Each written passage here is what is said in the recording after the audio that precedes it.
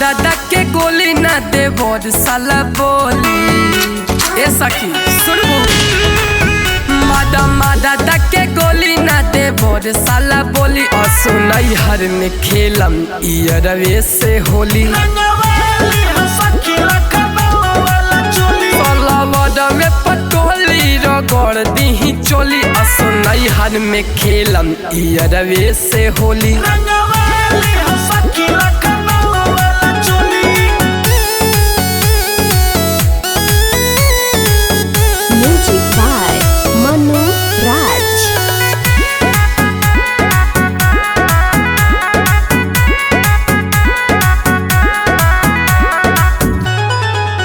हवे पहिला पसंद रखम करे पमन नहीं देखी केहू हमके भोरे बहे फागुन के हवा गरम करी तवा डालियो करे पथोरे थोड़े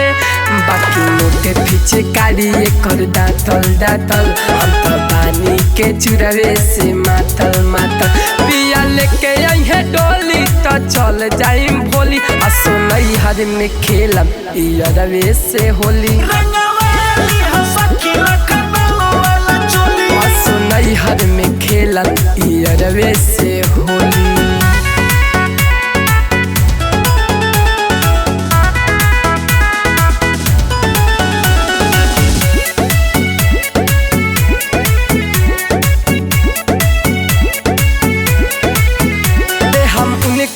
भाव चाहे होई चुना बाकी डीजे पकम दहिली दीपक लई है अबीर चाहे होई चाहे भी बाकी ऐसा न मजा मिली लड्डू गावे फगुन हट मगन होके चंदन आरज से अपन धन धोके संदी बारे बकलोली जब गाल तुम टोली असोनई हर में खेलम इयरवे से होली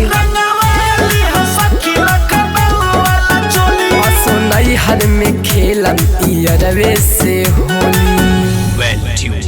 रिकॉर्डिंग स्टूडियो